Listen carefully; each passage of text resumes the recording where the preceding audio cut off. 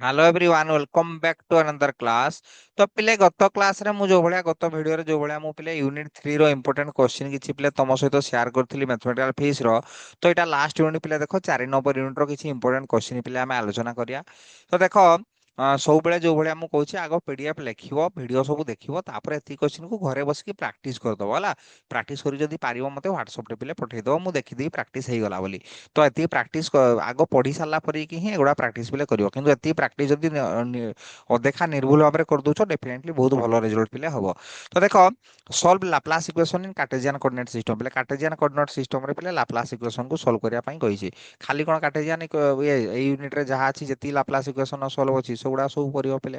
तापर derive expression पर पिले गुडा लॉन्ग क्वेश्चन गुडा प्रथम रे दिछि लॉन्ग क्वेश्चन गुडा। डिराइव एक्सप्रेशन पर electric field for dielectric sphere conducting sphere अछि ता सार आपण खाली डाइलेक्ट्रिक रा दिछथि तमे देखियो तुम यूनिवर्सिटी जदि गत वर्ष कंडक्टिंग पढ़िथिबो ताले एथरो डाइलेक्ट्रिक टा बहुत इंपोर्टेंट। और जदि डाइलेक्ट्रिक गत वर्ष तुम पढ़ी ताले कंडक्टिंग टा बहुत इंपोर्टेंट सार हम तो क्वेश्चन जानिनु पाइनु आमे क्वेश्चन ताले दुईटा सारा करिवो कंडक्टिंग स्फीयर भी करिवो डाइलेक्ट्रिक स्फीयर भी करिवो हला कि रिपीट भी मार दउची गोटे गोटे यूनिवर्सिटी रे थोर थोर रिपीट भी मार दउची तेणु पढ़ी दबाटा बेटर पिले दुईटा सारा ओके। कंडक्टिंग स्फीयर भी आ तुमरो डाइलेक्ट्रिक स्फीयर टा भी ओके। तापर देखो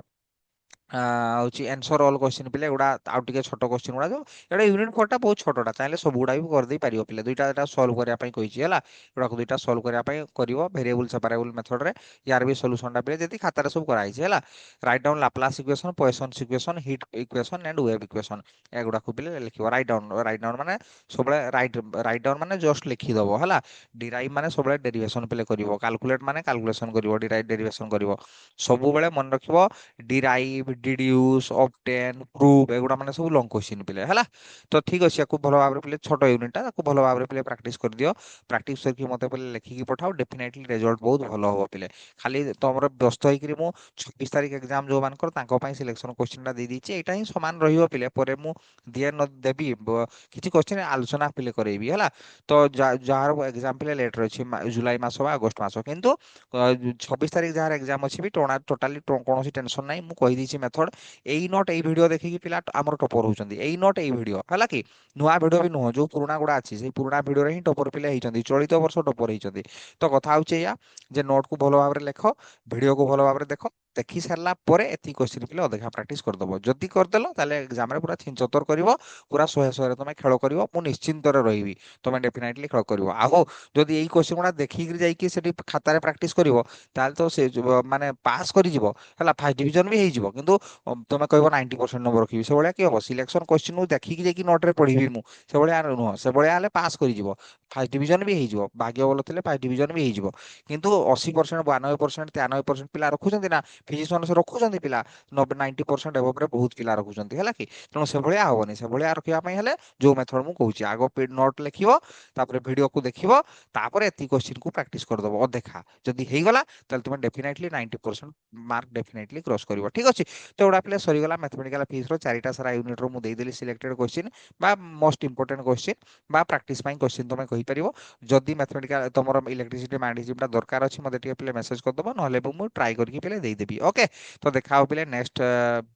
गोटे इंपोर्टेंट वीडियो रे प्ले till then bye bye take care भलो भाबरे प्ले पढा पढी करथाव जत्ते प्रैक्टिस एठी आ किछि नाही रॉकेट साइंस किछि नाही मु तो बुझेई दीची भलो भाबरे बुझी तो पारिचो भलो भाबरे तथापि जदी बुझिनो मते पचारिवो मेसेज करियो प्ले मु बुझेई देबी। किंतु एठी आ रॉकेट साइंस किछि नाही प्ले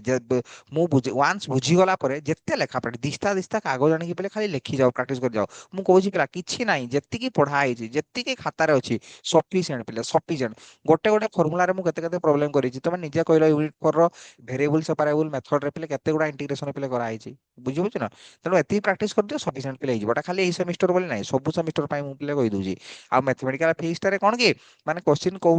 दुई जगह रे 4 पड़ी पारे 4 जगह रे 5 पड़ी पारे 10 पड़ी पारे किंतु अन्य पेपर गुरा तो एभलिया पिले नुह ना तेणु आकु टिके बेसी टाइम देबा पई पड़िबो मैथमेटिकल फिजिक्स टाको। तो नेक्स्ट सेमेस्टर रे तमरो गोटे मैथमेटिकल फिजिक्स अछि देले सरी गला मैथमेटिकल फिजिक्स आउ नाही ओके। तो देखा हो पिले next video till then bye bye take care all the very पिले बेस्ट।